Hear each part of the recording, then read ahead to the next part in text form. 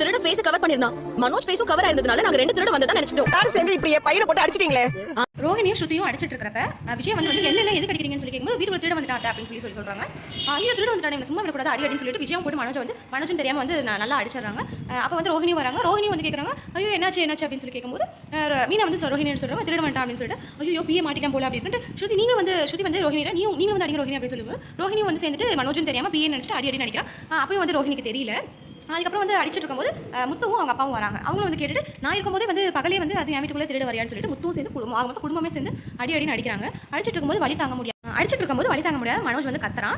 அப்பதான் வந்து விஜய் தெரியுது இது எங்கேயோ கேட்ட வாய்ஸ் இருக்கு அப்படின்னு சொல்லிட்டு நம்ம விஜய் வந்து பார்க்கும்போது அப்பதான் தெரியுது மனோஜ் ஐயோ எல்லாருமே சேர்ந்து என் பையனை அடிச்சிட்டீங்களே அப்படின்னு சொல்லும்போது ஸ்ருதி எடுத்துட்டு ஆண்டி நாங்களாச்சும் கையில் தான் அடிச்சோம், நீங்க தான் அவனை பையில போட்டு நல்லா அடி அடிச்சிங்க அப்படின்னு சொல்லிட்டு நம்ம ஸ்ருதி சொல்றாங்க. ஏன்னா சொந்த வீட்டுக்குள்ளே திருட வண்டியா அப்படின்னு சொல்லி நம்ம முத்து கேட்கறப்ப நான் வீட்டுக்குள்ள திருடலாம் வரலடா, ஒருத்தன் திருட வந்தான், நான் அவனை பிடிக்கிறதுக்கு போனா அவன் என் மூஞ்சில் வந்து மாஸ்க் போட்டுட்டு அவன் தப்பிச்சு போயிட்டான் அப்படின்னு சொல்லி நம்ம மனோஜ் வந்து சொல்றாங்க.